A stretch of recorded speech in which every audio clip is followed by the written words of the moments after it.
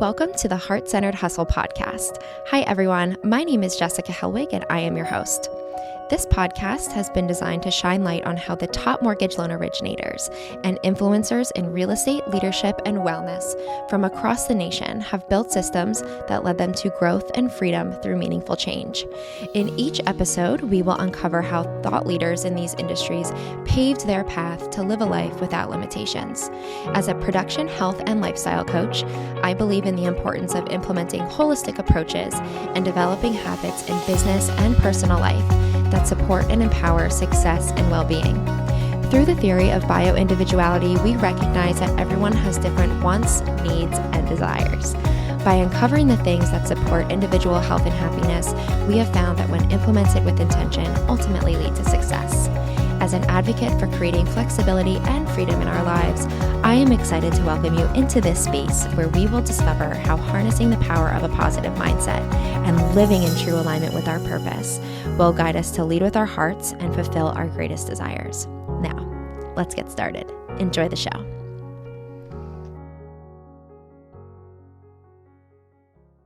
Hello, everyone, and welcome to another episode of the Heart-Centered Hustle podcast. I am here today with Brian Offner, who is an entrepreneur, a realtor, and more recently, an author of a new book coming out very soon called Beyond Existing: Attacking Your Potential in Business, Family, and Personal Health. I work very closely with Brian on the community mortgage team to help our referral partners reach their goals and actually attack their potential, both personally and professionally, which is very fun. And we have a lot of exciting things going on our team that I'm sure that we will touch on briefly. But something that I do really love and respect about Brian is his desire to grow and also understand and challenge those around him to grow too. So there's so much that we can learn from each other, and I know that I've learned so much from Brian since we've met, and Brian is someone that I can just always count on to have really thought-provoking conversations and also just hang out and have a Corona with. So it's a little bit too early for that maybe, but I'm really excited to have him on the show today. So welcome, Brian. I'm happy to be here with you. I'm happy, as always, to be here talking about progress and potential and all the fun things that we hold ourselves accountable to. 95% of the time you and I are on a phone call together, just figuring out what we could do better and move the needle. So I'm excited to talk a little bit about how I took all that in my brain and threw it into a book to kind of guide some people, which is it's exciting. So I'm excited about it. Yes, awesome. So I guess with that being said, what inspired you to write the book? Like, what was kind of going on in your life, or was there a certain event that you were just like, oh my gosh, I need to, tell people about what is possible for them? Yeah, really the opportunity to speak more, like the more through the community mortgage team that we had opportunities to speak with realtors, and with my background being in like behavioral health and counseling, and I would always take the speaking to an entrepreneur down that like behavioral path. So I kind of it seemed like I honed in on like 6 or 7 talking points that I could just say like light versus heavy and then go down a whole path of like that. So it really came from speaking. And then one day I remember my wife like yelling down the steps to me saying like, hey, who wrote that book on light versus heavy? And I'm like, I didn't write it yet. She was like, oh, like, that's you? I was That's like, you? Yeah. I was like, yeah, I did that. Like, I speak about that. And she's like, oh, I thought you, like, read that in a book. Obviously, the concept light versus heavy isn't, like, something I, trailblazed and made up. But Right.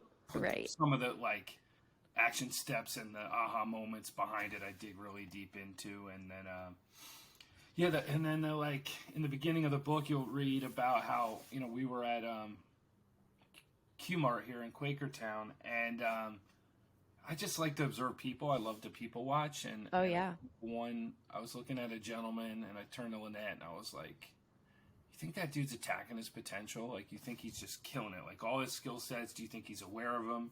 And she goes to me, well, I wouldn't say he's not happy. And, like, that kind of, like, that was the premise for the book, because I don't want it to be totally feel like if you're not attacking your potential that you can't be happy. Yeah. Or like you're failing at life or something. Right. Like, it's not meant to be that, like, you suck if you're not like it.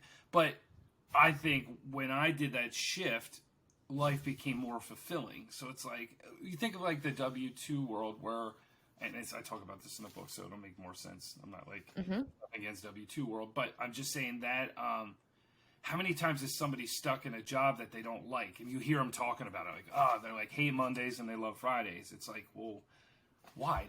That to me, that's like, there's just something, and I did it for years. I hated it. I hated that. So I was like, I got to figure out a way to not have to do that. And it all comes with like, all right, what skill set do I have that somebody would pay me for? Sell it one time, and then how do I repeat that so many times to where I could take full control of my time and my energy? And that's the premise of attacking your potential. And we talk about the three areas: business, family, and personal health. So I don't just, we talk about the personal health stuff a lot. And like, it's not like you're ever there. You know what I mean? It's not like you go, hey, nailed it, I'm done. Done. I mean? Yeah, right. It's a progress, and the book is not me being like, look, man, I'm in great shape, I got my life figured out. It's like, no, these are all the tools that I use to get myself back on track every time that I feel it shifts in one direction or the other. And the book is meant to, like, I don't want, like, I'm not a person that's going to sit down and read a book from front to back. Like, this book is broken up, and I did this by design to where, like, you could pick it up, and if you're feeling a certain way and a certain chapter jumps out of you, it's a quick read of the chapter, a little exercise, and you got yourself a little nugget to like shift your mindset and go. So it's one of those books, if you read it from front to back, you're definitely going to want to go back, and I feel like people will go back and just grab a chapter at a time where it's like, I needed to hear that today, or I needed to refocus. Because I do that a lot with books that I have. I'll just pick it up, find a chapter, read a couple nuggets, and implement it. So I really like that. And I've read a couple books, and I've had journals where, there's prompts and different things, but I like that, you get through a chapter and then there's some type of exercise or prompt for you to go through. So is that actually in the book? Like, you have space for people to write in the book? Literally at the end of each chapter. Awesome. Like, here's an exercise, and then it's basically like, awesome. Hey, let's do it right now. And then we are going to come out with a journal for Beyond Existing after it launches, that once you register, we'll be able to get, like, basically my daily journal. I'm not saying it's perfect, but it basically coincides with how I talk about it in the book and how I journal every day between those activities. Calendar management, stuff like that, a lot of stuff we do. So that's awesome. And something I think about when I journal, it's not always a consistent practice for me, but I do know that when I am journaling, when you share what's your thoughts, feelings, anything that's kind of going on, whether they're positive or negative, it's always better to kind of release them from yourself. So you could be like manifesting something like really positive, or if you have like other emotions or different, thoughts and feelings that are weighing you down, to write it down to kind of release it from your body is really therapeutic. I feel it, especially if, something not so great is going on or whatever. So I really like that. And what I remember about myself and my habits and like different routines is that there's only so much that we can control in our life. Right. So those constant things, taking care of your personal health, your nutrition, like all of that kind of stuff are routines that actually fuel us and like make us feel good and like set us up for the day. Those are the only things that are constant. Like, we can control that. We can't control a lot of the stuff that goes on outside of us. So if you are in a situation where you're just, not doing great, you have the ability to kind of shift from doing one thing to the next. And you have the power to do that. But I think having those routines and those different things that you do for yourself to keep you grounded is really important. But you have to figure out what works for you. You can't just say, oh, well, I read this book, so whatever Brian says must be right. Right. That works for everyone. You bring up a good point of like, and it's the shift, right? The shift. And what I feel like a lot of people do is they shift from the uncomfortableness of work, if let's say we're working, to something that's more comfortable that isn't productive. So it's just also having that paradigm shift of like, all right, where am I shifting my energy in the course of a day that's getting me further away from my goals? And journaling is great. So when you journal your goals, and I do this, there's a couple proven psychology like facts about journaling, but one is, yes, get it out of your system. Two is, if you, I used to do it at night, I would journal to get all my ideas and thoughts on paper so my brain could turn off and go, I know where to find all that. I don't need to Yeah. keep remembering it and regurgitating and thinking about it. My brain knows, all right, it's in that book. I can go get it. I could sleep well because I don't have to remember anything. Everything's in Right. the book. So, but the thing that I struggled with for years a while ago was distractions in my workday, like being like, I'll go golfing. I'm gonna go do this. I'll go play poker. Like I had these vices that I would go down, and not only in most cases were the vices not helping me get towards my goal, they were distracting me and or getting me further away from my goal. Which I did for this book launch, and a couple. I did this. I'm doing this training. It's called Flow Collective, and it's just, I know I invested a lot of money in this practice, and so I stopped. I think today might actually be day 75, ironically.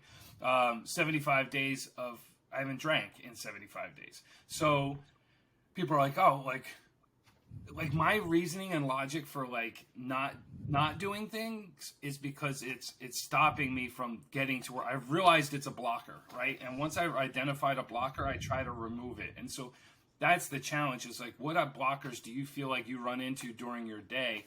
And then working around them. I have a blocker between 3 and 4. Like I am Jones a Diet Pepsi and a Reese's Peanut Butter Cup. I have no fucking, I haven't figured that out why.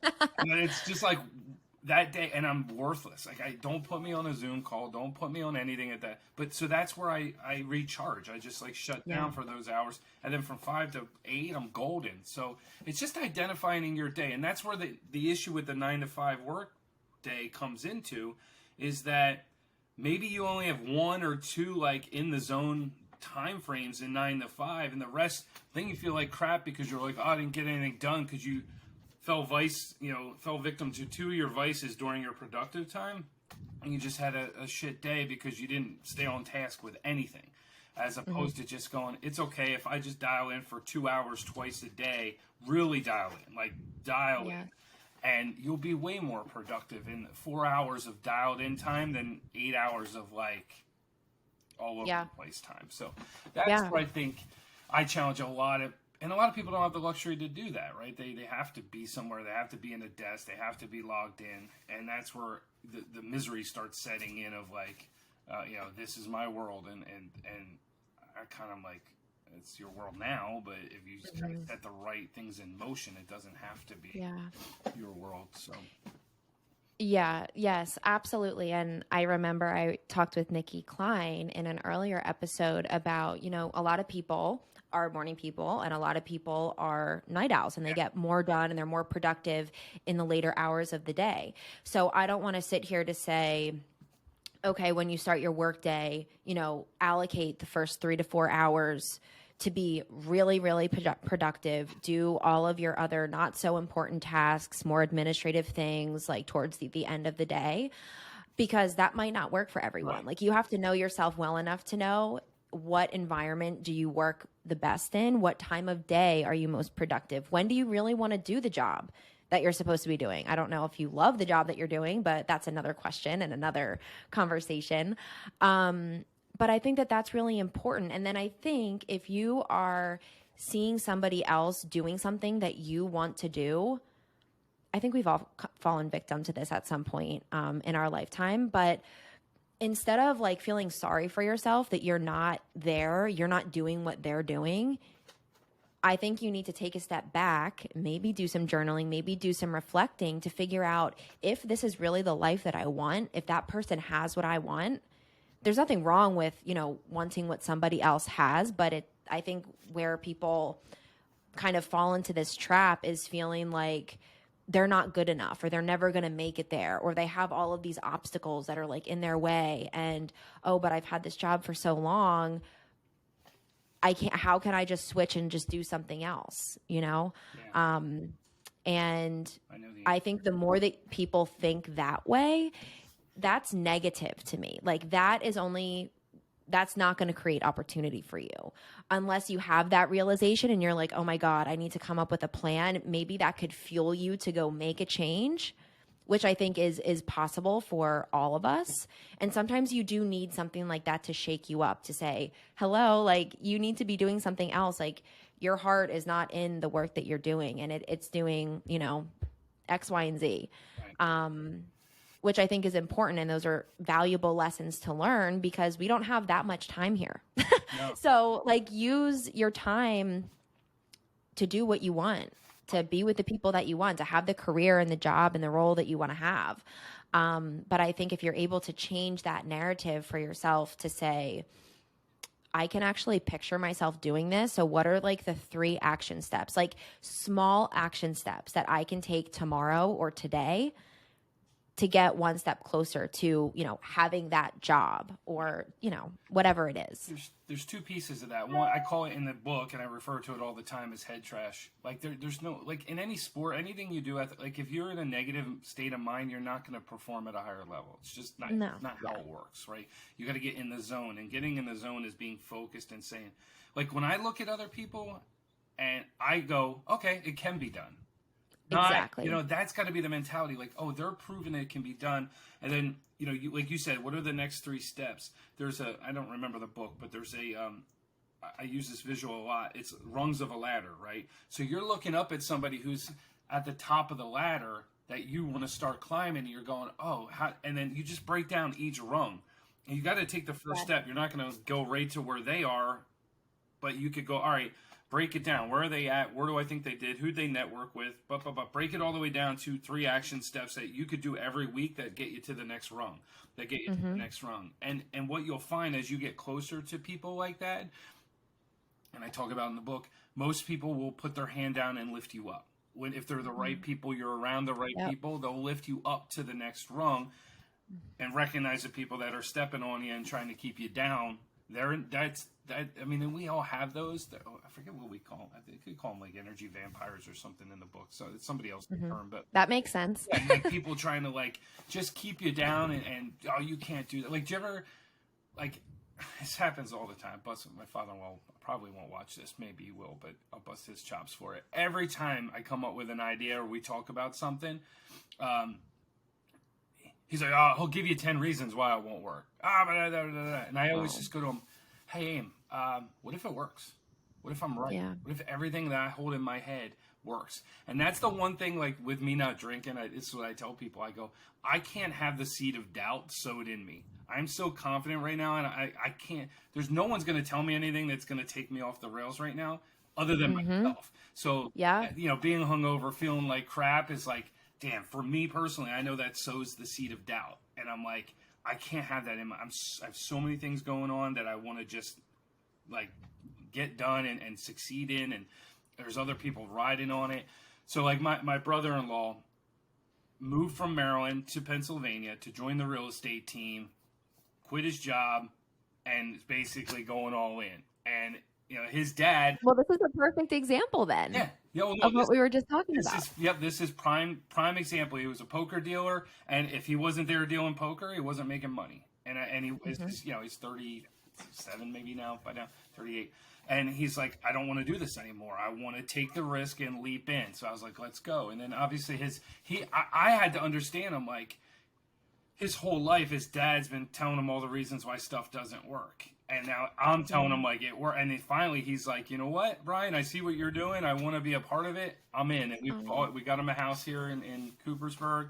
And like literally he's already kind of started Monday. He takes his test, and then he'll be full on with us, just, you know, immersed in what we do, starting at zero every month, not having the luxury of a salary, taking the risk, but then sharing in the reward of time, like, and the time money equation. Like, that's the one thing that people, they look at from the outside in, and it's like, oh, that must be nice. You can do whatever you want and go like vacate. Like last time I went to Florida, you know how many people were like made a comment of like me taking like long vacations or something, and I'm like, no idea. I worked the whole freaking time. I worked every day I was gone.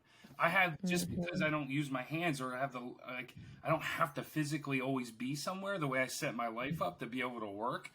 but there's so many people that like are like taking jabs, like, hey, you're gone for whatever, must be nice. Like, I'm like, yeah, but I set it up that way, and it's not politics. Yeah. And you know what? Like you make sacrifices in so many other areas to be able to do Right. that. And that's what people, on social media or, wherever people are saying this, like, don't understand.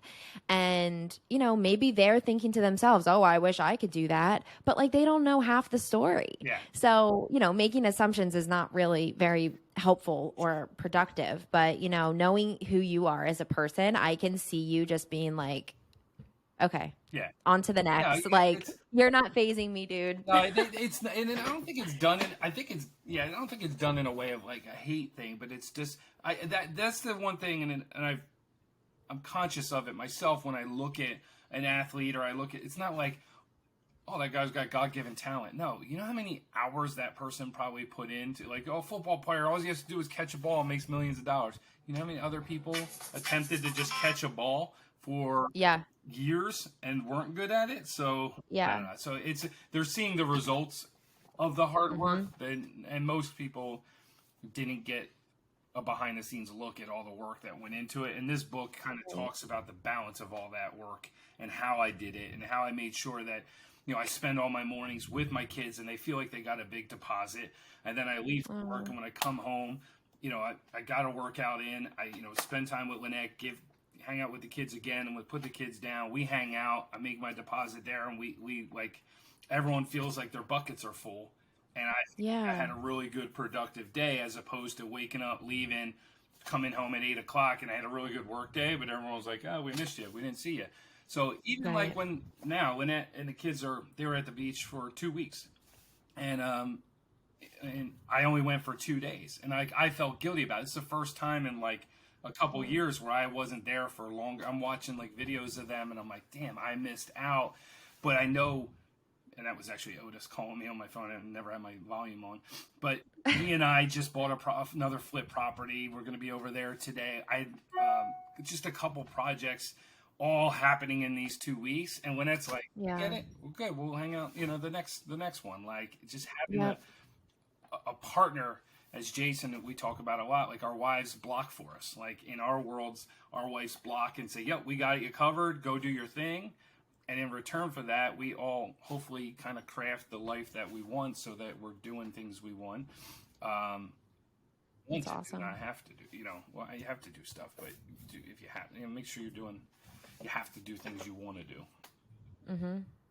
Well, yeah. And the flexibility, the support, all of that is so important, especially when you think about a relationship, a partnership, like whatever it is, because, I know we're talking about, real estate and mortgages, but there's so many other industries that are so demanding, and time is our most valuable asset. So when you're able to come up with a plan and a system that works for your little family unit, like that's really important. And that's, your kids are gonna grow up and they're gonna be like, I got to spend a lot of time with my dad, and he knows who I am as a person, and I know who he is as a person. And that's more your kids are than any deal. I'd rather not remember a deal and my kids remember me being there than the other way around. Like I want my kids to remember me being a part of their childhood and going on trips and looking at pictures and seeing dad in all of them, or maybe there's a one-off trip where they're like, oh, that's where whatever. They're like, it's just with a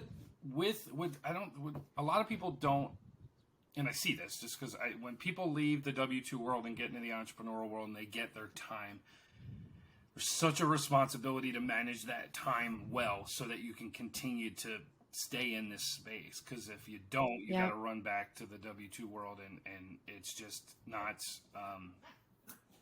I've been there. Like I've been there a couple times where it was like, oh, you start doubting yourself, and you're like, oh. But yeah, the hardest thing is to out earn your income needs. Like, have the mentality where I need to create more revenue, more income for myself than I actually need. And when you can do that, that to me is like, that is why I do everything I do. Because if you have the ability to do more and you don't, I think it's irresponsible of you, right? And people are like, oh, you're irresponsible, you need to make more money. No, it's not about zero to do with money. Everything to do with potential, and Mm-hmm. the pursuit of your potential, you create the income gap where you're going, all right, my bills are here and I'm making here. That gap becomes like the freedom that I'm talking about, like the freedom to be like, I can take time, I'm okay, like, and when you get, and that's like actors, like you think of like actors and actresses like that made millions, their gap is there, but like, why make another movie? Oh, they just want more money? Mm-hmm. No, that's their passion. They enjoy it. It's irresponsible. They Right. have the skill. They work their whole life. Keep doing it. And what ends up happening, the bigger the gap you create, at least in my world, I look at it as there's more people I can help. Like the more resources I have, the more people I can help, and that's self-serving to me. It's Yeah. good. So help yourself until you can more than help yourself to then you can help other people. So don't focus on helping other people until you can really take care of yourself. Yeah, absolutely. It's so true.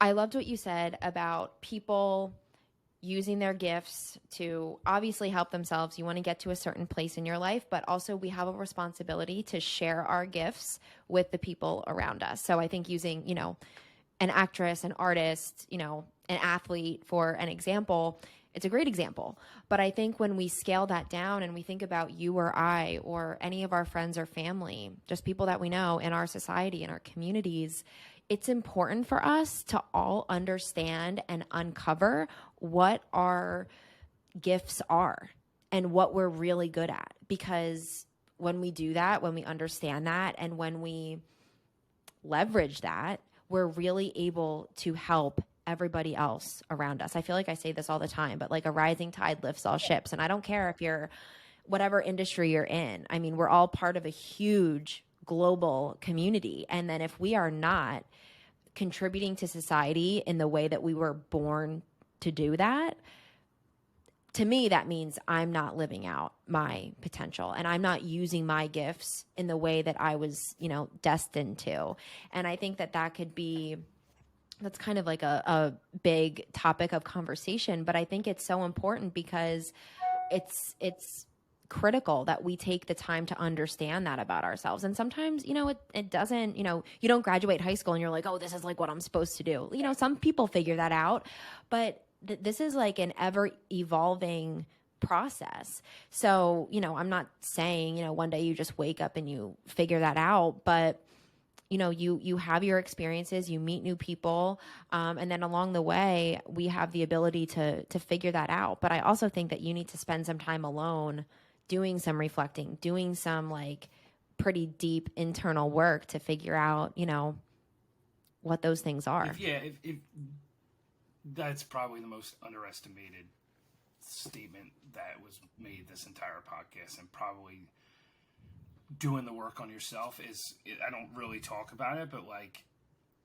the most important piece. Like you don't get to any of these conclusions of helping other people unless you dive deep inside, which I've done, and I've done a lot of work focusing on it.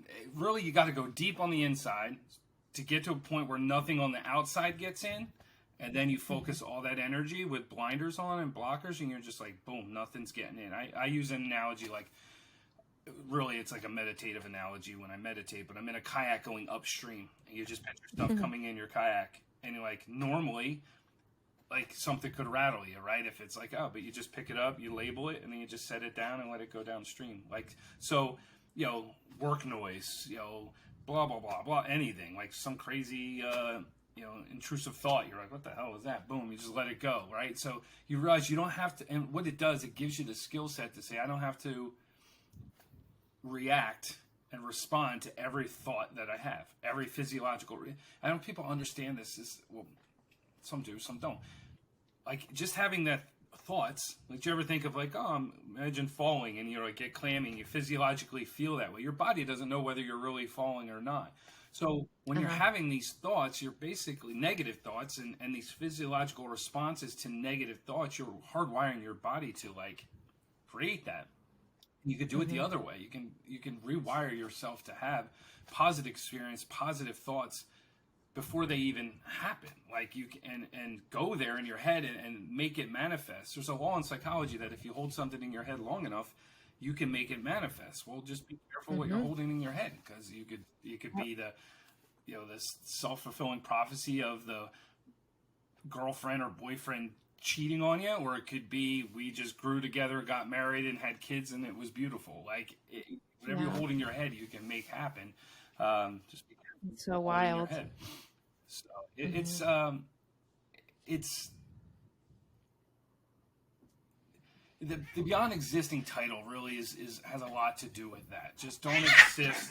Cats are beating each other up. Don't just exist in your space.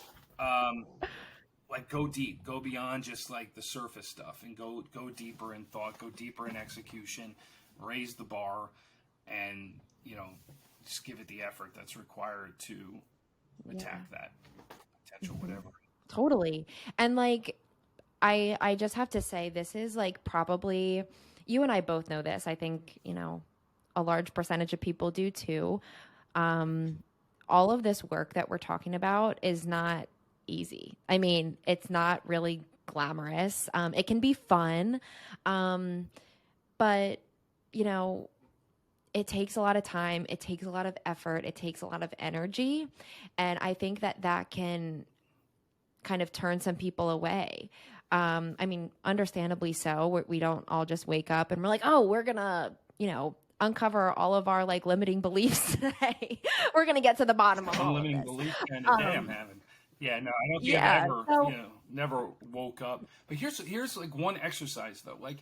There's the book called The One Thing. I say sell it one time in the book. But let's just use the light and heavy analogy when it comes to other humans in our life, or just try eliminating one. One of the exercises is what is something, let's say there's a friend who's just heavy on you, right? But they've been a friend since 8th grade. So you're but it's I can't do it. I tell you what, do it. Shut them down, block them, and and then watch what happens. Watch the energy that they were getting, where that energy goes for you, and it ends up, it's almost simplest analogy is you're in a hallway. It's actually my bank at Univest does it. You walk in one door and you can't open the next one until the other one shuts, right? Well, you're in this hallway and you still have the door behind you open. So you can't move forward until you shut that door behind you on the noise. So that friend is you shutting the door, and then boom, you walk in and it's a whole nother room. It's a better room. And there's little, I can think of them in my life where I did shut doors, and the biggest one being with, shutting the door on a relationship and then opening the door to meeting Lynette, and the life I wanted was literally right on the other side of this door. And I do talk about it in the book, but as soon as I shut the door on one, it was and then I was shot out of a cannon. Yeah. And everything I wanted was right there. And I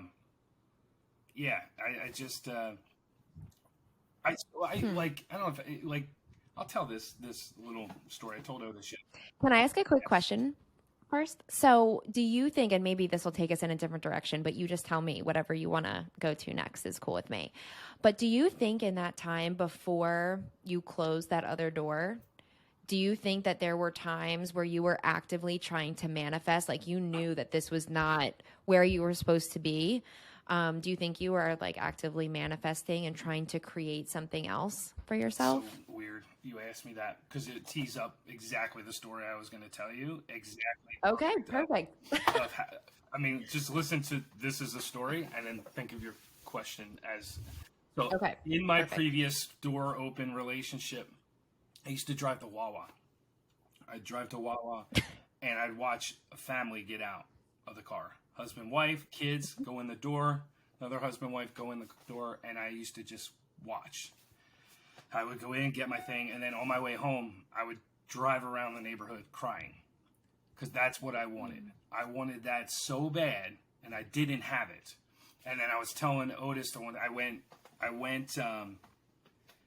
at the place I was living at the time, and just I had no one was around, but I had a rage moment where I was just freaking out, and then I sat down and I remember putting my hands on my head, and it was almost it wasn't an out-of-body experience. I'll never forget this, though. It was almost this voice inside of me saying, this isn't you, Brian. Release this. And like, this isn't you. Like, get out of this. Get, like, this isn't what you want. So 100%, I knew what I wanted. And if, like, anyone watches my social media with my kids and stuff, this may be my own little head trash about me thinking I'm a little extra with my kids and stuff and putting it on social media. It's because at one point, I thought I might never have it. And so the fact that I do, I take it, I'm super excited, like, proud of it. I'm excited about it. I want to share it, because at 34 years old, I didn't think I was going to have it.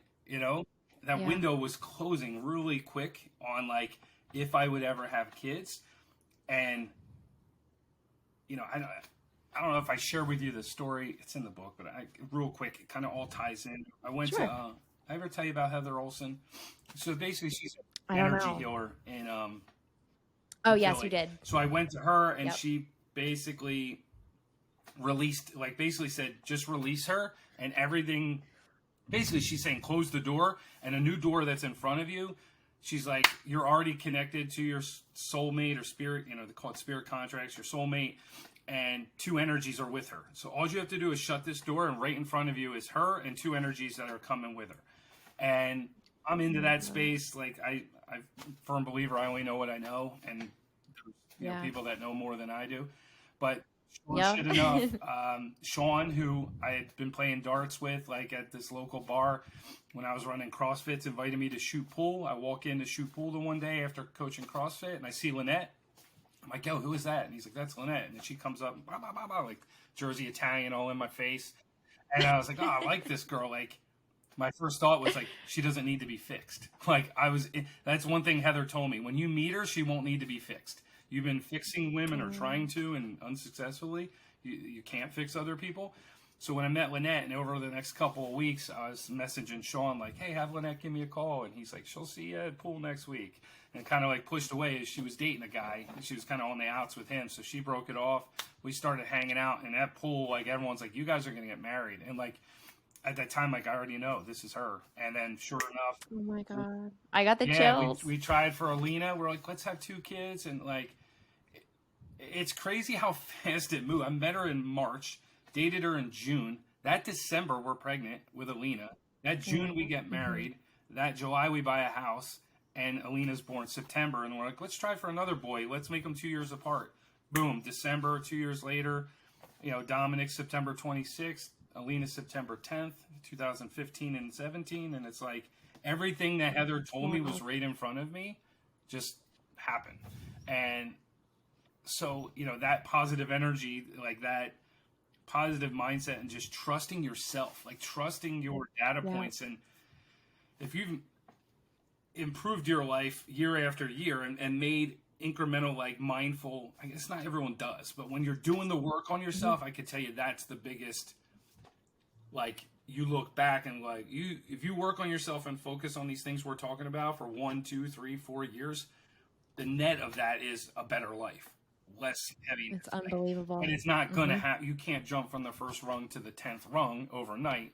But I promise you, as I reflect back on everything, it's like, oh, that led to that. All these, you're just stacking good decisions leads to the life you want, assuming that's what you're navigating towards. So, so to answer your question, I held that shit in my head every day, and which made it, there's something about, and not necessarily in this relationship wasn't really to this point, but, I was very selfless. I put everything of myself on the back burner, and I look back, I'm like, how the hell did I run a business for 7 years successfully with that? I mean, it wasn't all negative. It was, good stuff, but the bad was bad. When you're a giver, you have to watch out for takers and set limits, because, takers have none. And that's what I had to realize, like, I'm a giver. I want to give. And as you start identifying, like, who's taking, how come sometimes this person calls me, it's just to ask for something. Oh, my phone's ringing. And I try not to be that guy either.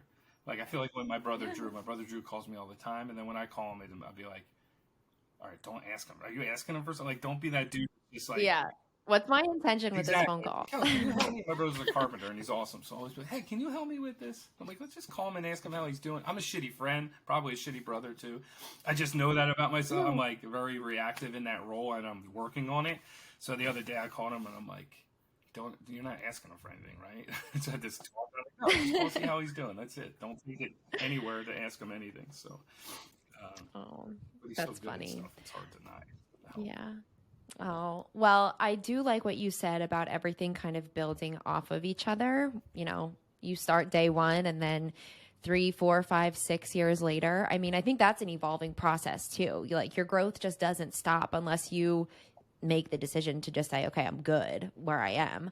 But I think most people that do prioritize this type of work, once you start reaping the benefits and you actually see things happen and feel things happen like energetically inside of you, you don't want to stop because you already feel and see the difference that it can do and how it just positively impacts your life in so many different areas. So the fact that you wrote this book about business, family, and personal health, like that's the epitome of all of our lives. So the fact that you touch on all of that and you I'm assuming there's like you share your life experiences in there and then you're just like, here are some action steps that you can take to creating this for yourself. Or tell me if I'm wrong, but that's kind of what I'm picturing. I always say you only know what you know, right? So like these are the things I know that I've done that help. These are things that I do often, just eliminate areas and through my journaling. So at the end of each chapter is literally an action step. Like what are some things you do in your day that are, distractions or vices? What do you like doing? We talk about it on the team. Like, what's your rock star moment? Like, if I could set the stage for you, you walk out on stage, grab the mic. What are you doing? What is that thing that gets you going when you're excited and you're in the zone? And just having people identify that, and then just slowly trying to figure out how to get them in that position. But here's the exciting part too about there's a guy I posted about on Facebook about the RV, ironically, and it turned into something that has my head like super reflective today. So there's a guy, Joe Stewart, on my Facebook. He's super successful. Like I respect him. He's like extended family, and he's making this comment. I'm reading it. That's why I was getting my phone. Reading this comment, he goes, it's something about Lynette. Like I put like dancing Lynette doesn't come with the RV. Oh yeah, I saw Joe that. goes to my uncle. Only Brian gets to shoot that high. He's a very lucky man. John, when he slows life down, he'll understand, right? So there's something there, like, and I trust him. Like I feel like he wanted to take the kids on an RV. This Joe did, and he's like, that ship has sailed. My kids have grown up. When Brian slows down, he'll understand, right? So I'm in a zone right now that he's on the other side of the zone, right? Where he's going, I did what, Brian's lucky, I guess he's saying that I can do these adventures with my kids because when life slows down for me, it starts for them. So that's fucking, sorry, that's messing my head up right now. Oh, I just got the chills because too. I'm like, so I do this a lot in the book where I go, for instance, my dog Rocco, passed away, and I go, and this is like I love that he did this gift to me and he doesn't even realize it. I go 2 years out in my head on stuff, like maybe even further now. I do go. There's a book called what the hell is it called? Mindfulness Solutions, and there's a chapter on aging, death, and dying. So I've meditated on myself as a 50-year-old, a 60-year-old, 70-year-old, and dead. Right? Like I've already spent time looking at myself in the mirror, meditating on all that stuff. So what Joe's kind of saying is like, hey, when Brian's 50, 60, and his kids are grown, it's going to look different to him. So I'm going to spend time meditating on that specifically. But let's take like Rocco dying. I meditated on what would I be doing 2 years from now looking back at Rocco? Like I'd be like, dude, he's my boy, blah-blah. He's awesome. I'm happy. I'm glad I got to spend time with him. And I adapted that mindset now in this moment. And it helped with the mourning process. I knew he was sick. I knew it was coming. So I don't like go in denial and be like, oh, like I literally dive right at it and go, all right, this is the reality. How am I going to deal with it? How would I feel in 2 years? Let me spend some time with the feelings. Let me appreciate them. And then I'm good. like I'm good. I'm 2 years down the road mindset right now because I had 14 years with him. He was through the worst time and the best time of my life. So it's like, I'm good. Yeah. I wasn't going to live forever. So like, I'm good.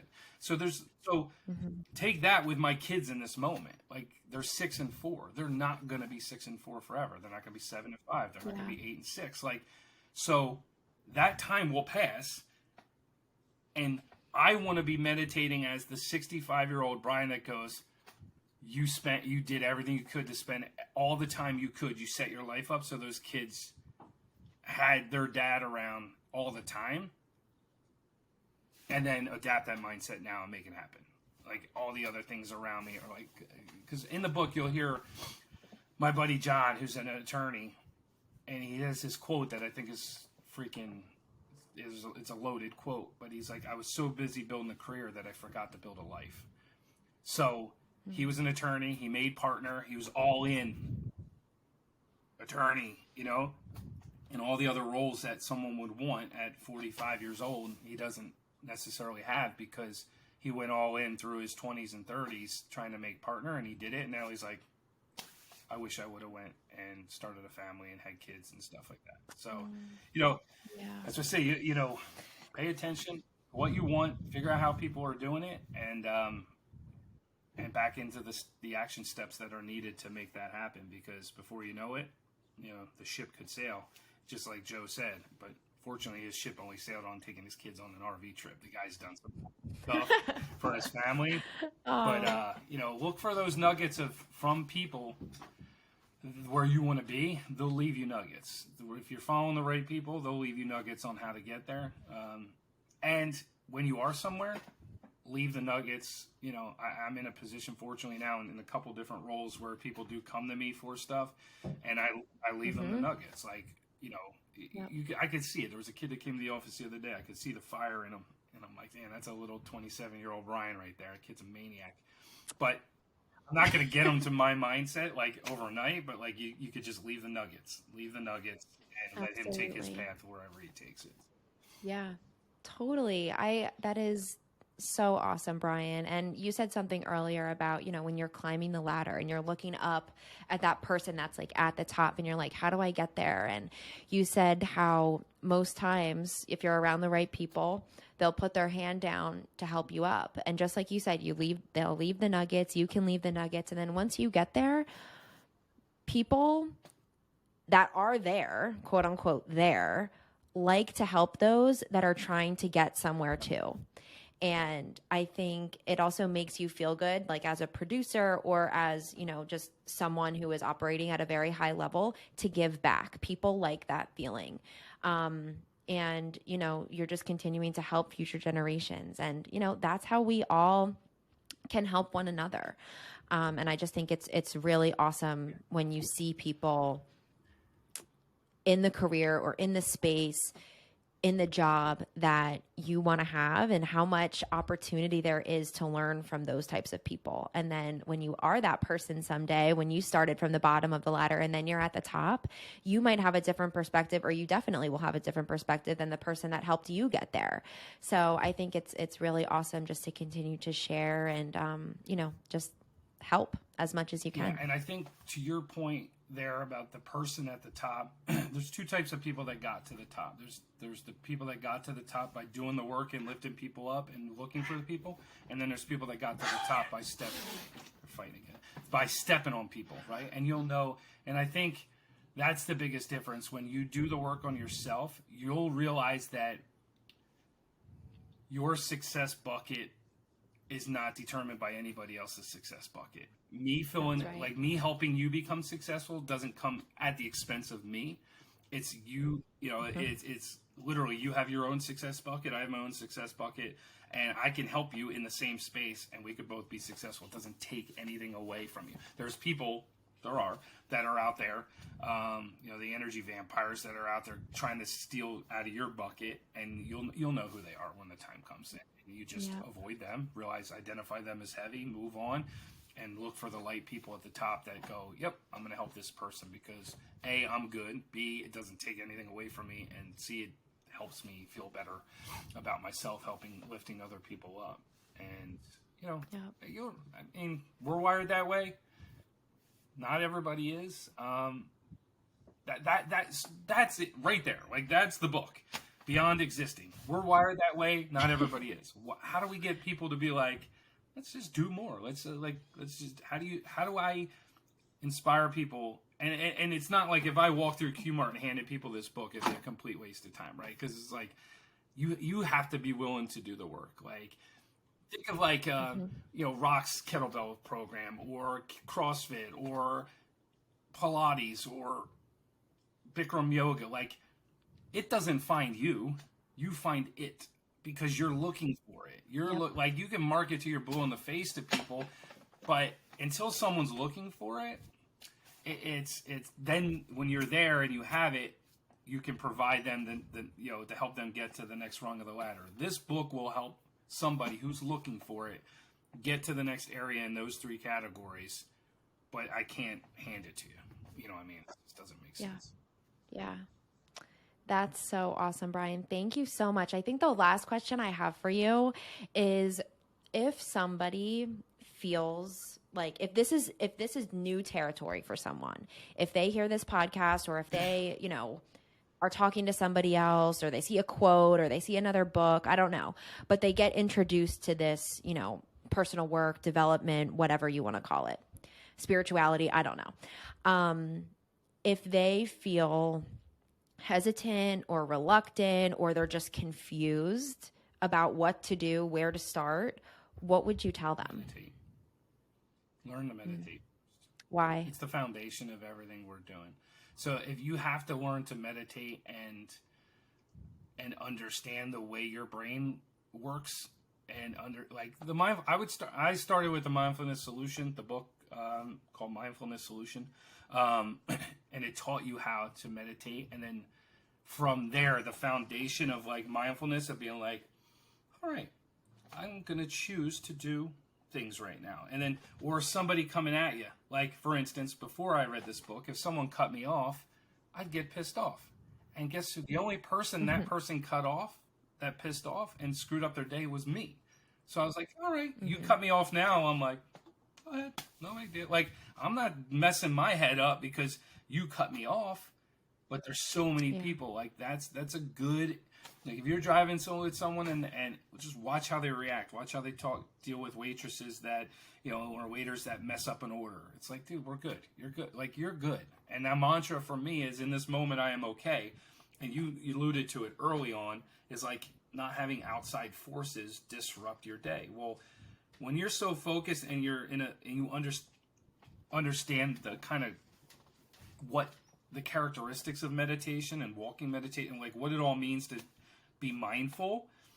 Mindful just means I'm in control of my decisions of what I'm going to do. And it could be, I did it the other day. I don't even want to say it. But I ate unhealthy mindfully. And I was on the phone with Otis. He's like, don't do it, dude. And I'm like, I got so guilty. I took 2 bites and then I threw it out. I was like, but I knew I was consciously making the decision. I'm like, and then I went through. I'm like, oh, my stomach's gonna hurt and this is awful. So then that was like a meditative process. Like, I went through and like made the bad purchase, but then I was like, I'm not gonna do it to myself. And yeah. Isn't it funny how stuff like that happens? Like, so you think about meditating, and maybe people that are listening to this or watching on YouTube, they're thinking like, oh, you have to be Zen, your eyes are closed, your legs are crossed, like whatever.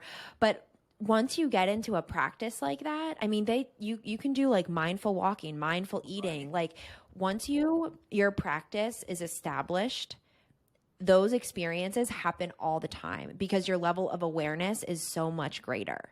And I think that's so interesting. I can think of a couple times in my life too where a similar situation has happened, and you're just like, oh my God.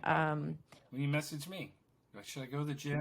You know what I mean? It's like you're making healthy decisions and things that have to be done. And that's just a mindful approach. Instead of just going, let's just see where the day takes me. It's like you're actually driving instead of being a passenger in your mind. Yeah.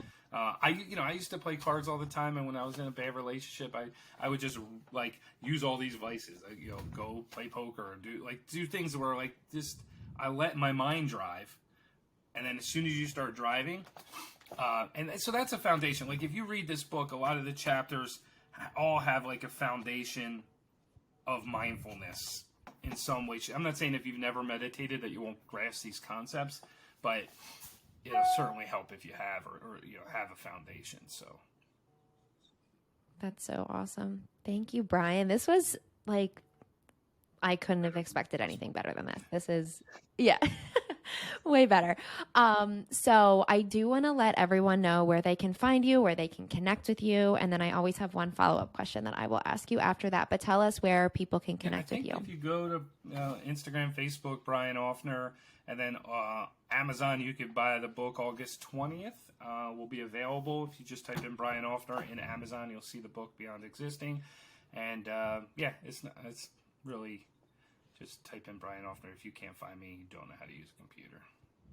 What if they want a signed copy of your book? You have to send me an email, which you could also find online. Okay, awesome. I know I have to get my signed copy. I'll sign this. Actually, I'll sign this one because this is the one I use for the podcast. So I'll sign this. Oh, nice. Hand it to you. Maybe before August 17th, but if not, maybe. Yes. Yes, perfect. Awesome, Brian. Okay, perfect. Now, who inspires you? As my last and final question for you. That's a good question, and it's double. It's loaded. It's a loaded answer. But well, I've given people the opportunity to give me two names. If it's specific people, or if collectively it's just kind of It's a dual. It is. It's kind of two or three people. It's going to sound really weird. All right. The first person is my future self.